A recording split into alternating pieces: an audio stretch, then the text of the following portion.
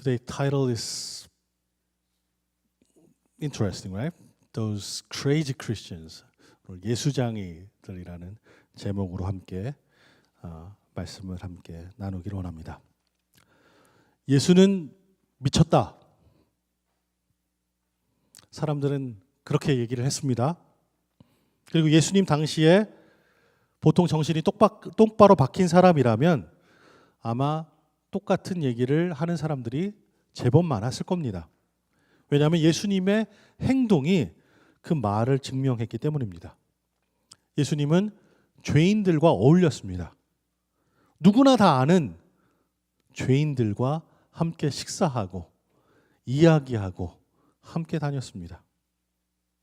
사람들이 참 싫어하는 세금을 걷는 세리들과 같이 식사를 했습니다. 또 사람들이 같이 어울리기 원하지 않는 창녀들과 이야기를 나눴습니다. 이 죄인들과 세리들이 예수님을 부추겨서 안식일을 범하는 일도 일어났습니다. 이 모든 일이 어느 날 갑자기 일어나기 시작했습니다. 어느 날 예수님은 광야로 들어가셨습니다. 그리고 그곳에서 40일 동안 돌아다니셨습니다. 그리고 광야에서 40우류에 나왔을 때 반쯤 굶어 죽어가는 사람의 모습을 했습니다. 그리고는 갑자기 하나님의 나라가 가까이 왔다 이렇게 주장하기 시작했습니다. 누군가 예수님께 가서 정신 좀 차리세요 이렇게 얘기하기도 전에 회당마다 돌아다니면서 사람들에게 하나님 나라가 곧 임할 것이니 회개하라 그리고 복음을 믿으라 그렇게 말씀을 하고 다녔습니다. 심지어는 문둥병자들을 찾아갔습니다. 그리고 몹쓴 병에 걸린 사람들에게 또 귀신 들린 자들에게 다가갔습니다. 그리고 그 손이 문드러지고 발이 문드러지는 그 문둥병자들을 직접 손으로 만지셨습니다. 귀신 들린 사람들을 품에 안으셨습니다. 이 몹쓸 병에 걸린 사람들이 이제는 예수님을 찾아다니기 시작했습니다. 가시는 곳마다 쫓아다녔습니다. 그들이 예수님께 몹쓸 병을 옮길 수도 있었습니다. 그리고 귀신들이 예수님께 와서 말도 걸었습니다. 예수님을 아는 척했습니다. 누구라도 정신이 똑바로 박힌 사람이라면 이런 일들이 벌어지지 않도록 막아야 할 일이었습니다. 이렇게 제정신인 사람들이 예수님을 미쳤다 그렇게 생각을 했습니다. 그리고 진심으로 그를 걱정하는 사람들도 있었습니다. 예수의 어머니와 형제 자매들은 무슨 일들이 벌어지는지 듣게 됐습니다. 군중들이 너무도 못돼서 예수님을 그냥 내버려 두지 않았습니다. 그래서 예수님은 식사도 제대로 하지 못했습니다. 가족들의 관점에서 보면 예수님은 명백히 무언가에 사로잡혀 있는 것처럼 보였습니다. 그래서 가족들은 그렇게 힘들어하고 고생하고 있는 예수를 좀 집에다 데려다가 휴식을 좀 취하게 해주고 싶었습니다. 정상적인 사람들은 예수님을 이렇게 좀 돌보고 좀 낫게 해주려고 그런 생각들을 가지고 있는 사람들이 있었어요. 가족들이 그랬죠. 그런데 서기관들과 종교 지도자들은 예수님을 큰 위협으로 생각을 했습니다. 하나님의 나라가 다가온다 이 얘기를 하시는 예수님의 이야기를 듣고 사람들이 폭동을 일으킬까 봐 두려웠습니다. 아니면 로마 정부가 이 폭동이 일어날지 모른다 이 얘기를 미리 알고 이스라엘을 억압할까 봐 그들은 위험하다 생각을 했습니다. 그래서 그들은 사람들이 예수에 관해서 이야기하는 것들을 이용해서 예수님을 좀 몰아세우기로 결심을 했습니다. 사람들은 이런 얘기를 했습니다. 예수는 확실히 미쳤어. 악마 중에 제일 센 바알세불한테 씌운 것 같아. 아마도 그래서 다른 마귀들을 쫓아낼 수 있을 거야.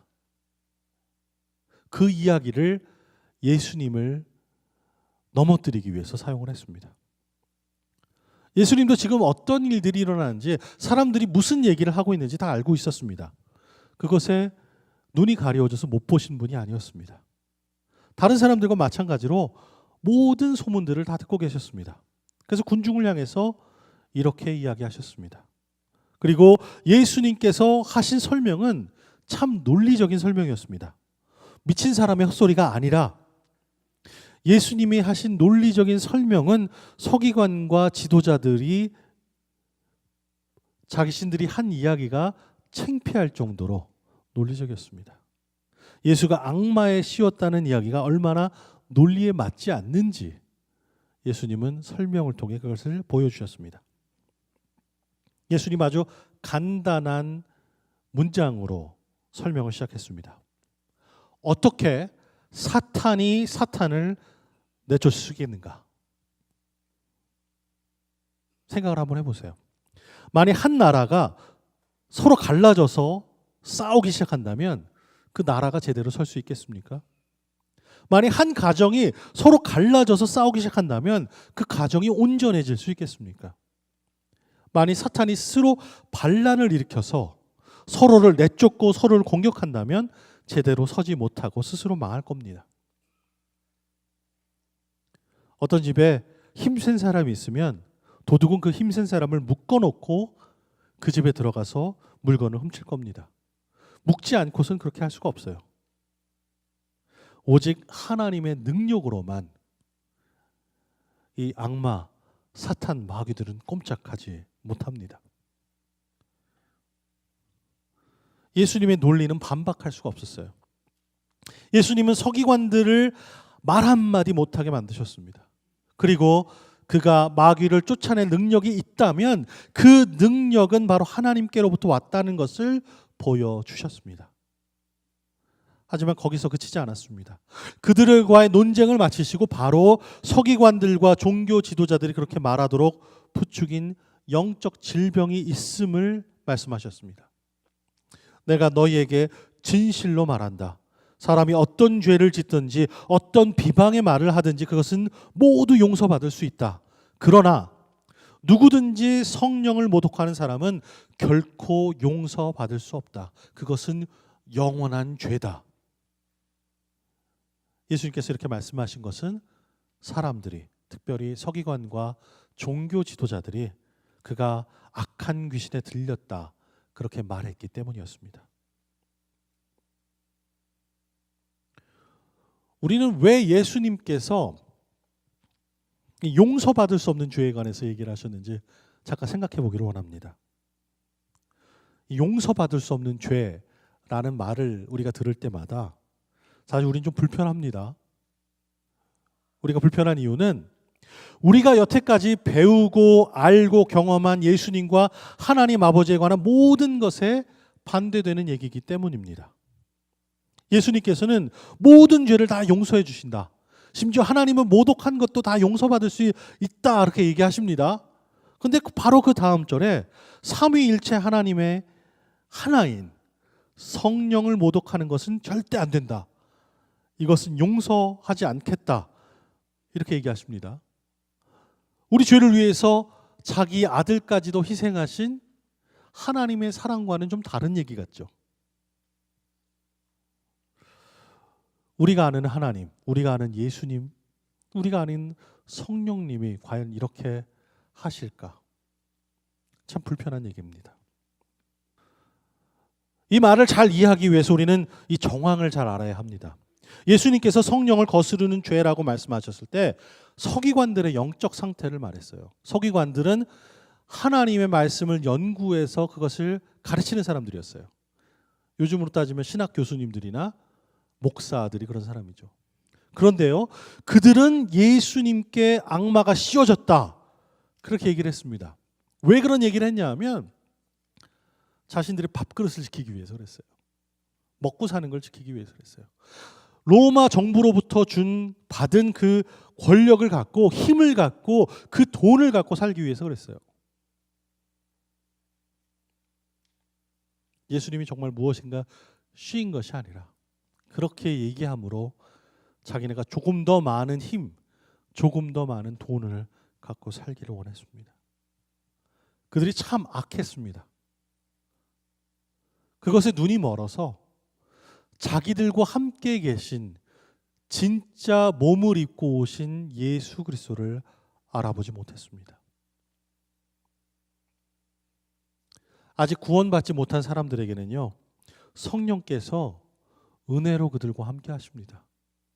우리는 그걸 선제하시는 은혜라고 부르거든요. 미리 그들을 찾아가셔서 그들의 눈을 열어주세요. 그래서 그들이 무엇이 악한 것이고 무엇이 선한 것인지를 보게 하세요.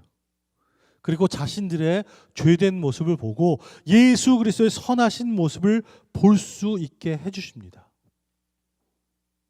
웨슬리 목사님 이것을 앞서가시는 은혜, 선제하시는 은혜라고 부릅니다. 하나님께서 우리가 얼마나 죄인인가를 보여주시는 것은 사실 은혜의 선물입니다. 우리가 얼마나 많은 죄를 지었고 우리가 얼마나 연약한 존재인지를 보여주는 것은 하나님의 은혜로 비롯된 것입니다. 만약 어떤 사람이라도 예수님은 선하시고 우리가 악하다는 것을 인정하지 못한다면 우리는 회개의 자리로, 구원의 자리로 한 발짝도 나아갈 수 없습니다. 서기관들은 성령의 인도하심을 받지 않았습니다. 만약에 그들이 성령의 인도하심을 받았더라면 그들이 얼마나 죄인인지, 그리고 예수님께서 얼마나 선하고 거룩하신지를 고백했을 것입니다. 사실 예수님을 미쳤다, 마귀에 씌인 사람이다 라고 이야기한 것을 보면 그들은 성령의 인도를 전혀 받지 못한 것으로 알 수 있습니다. 모든 죄를 용서하신다고 이야기했을 때 만약 그들이 자신들의 죄를 고백하고 회개했다면 그들은 죄를 용서받을 수 있었을 것입니다. 하지만 그들은 회개하지 않았습니다. 그렇기 때문에 용서받을 기회가 없었습니다. 용서받을 기회가 없으니 당연히 그들은 구원에 이르지 못하게 되는 것입니다. 바로 이것이 용서받지 못하는 죄입니다. 이 용서받지 못하는 죄라는 것은 어떤 특정한 죄를 얘기하는 게 아닙니다. 우리가 다 구원을 받았어요. 그죠? 대답은 없으시네. 구원 받았죠? 예. 우리는 다 구원 받았습니다. 근데 구원 받고 난 다음에도 가끔 죄를 져요. 구원받은 우리들도 가끔 죄를 집니다.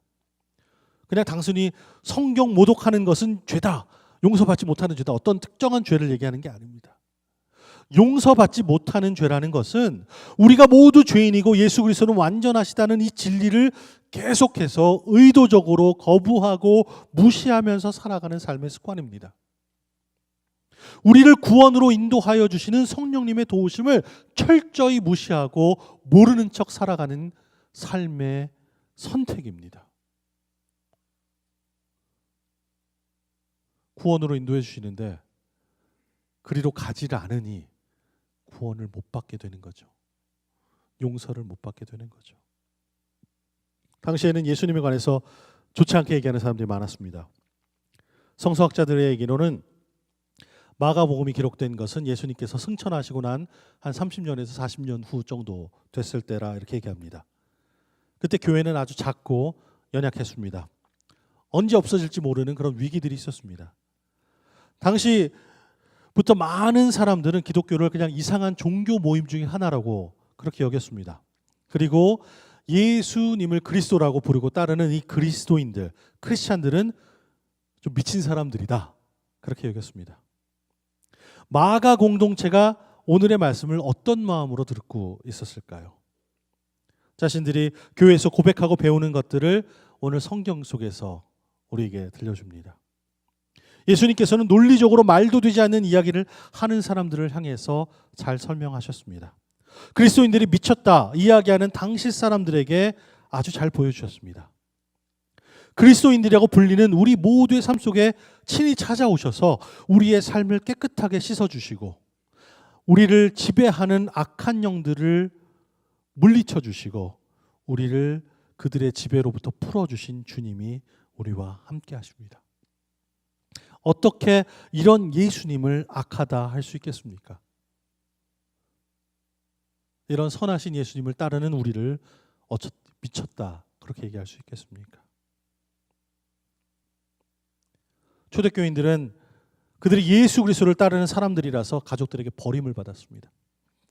그들의 친가족이 좀 정신 좀 차려라 그렇게 꾸짖고 때리고 심지어 버리기까지도 했습니다. 예수님도 마찬가지 상황을 겪었다는 것을 말씀을 통해 들은 그들은 위로를 분명히 받았을 겁니다. 그리고 가족에게 쫓겨나거나 또 박해로 인해서 가족을 잃은 사람들에게 자신들이 결코 혼자가 아니라는 것을 알게 해주신 예수님이 너무나 고맙고 감사했을 겁니다. 예수님은 그들을 형제와 자매로 불러주시니까요. 오늘날에도 여전히 예수님에 대해서 좋지 않게 얘기하는 사람들이 있습니다. 그리고 악한 세력들은 너희 예수쟁이들은 미친 사람이다, 그렇게 얘기를 합니다. 우리 사람들은 다 착하고 선한데 왜 너희들은 사람들을 죄인이라고 부르냐, 그렇게 욕을 합니다. 인간들이 이뤄놓은 걸 봐라, 이제 우리는 하나님이 필요 없다, 세상은 그렇게 얘기합니다. 그리고 예수님은 그냥 옛날에 세상 끝날이 다가온다 그렇게 외치고 다녔던 미치광이처럼 취급을 합니다. 그리고 그런 예수님을 따르는 우리 모두를 향해 예수쟁이다, 너희들은 좀 뭔가 미친 사람들이다, 그렇게 얘기를 합니다. 하지만 그렇게 얘기하는 사람들이 향해 가는 것을 우리는 잘 알고 있습니다. 왜냐하면 우리는 모두 죄인이고 예수 그리스도는 선하시고 거룩하시다는 것을 우리는 진리로 잘 알고 있기 때문입니다. 그리고 우리는 하나님 없이 하루도 살 수 없다는 것을 고백하는 사람들입니다. 사람들이 얘기하는 것 중에 딱 하나 맞는 얘기입니다. 우리는 무엇인가에 사로잡혀 살아가는 사람들입니다. 우리는 성령에게 붙잡힌 바 된 사람입니다. 악을 묶어두시고 그들을 꺾으시는 하나님께서 우리를 온전히 붙들어 주십니다. 그리고 오늘도 이기며 살 수 있는 새 힘을 주십니다. 그 하나님을 찬양하며 하나님께 집중하시는 참 예수쟁이 되시기를 주님의 이름으로 축원합니다. 기도하겠습니다.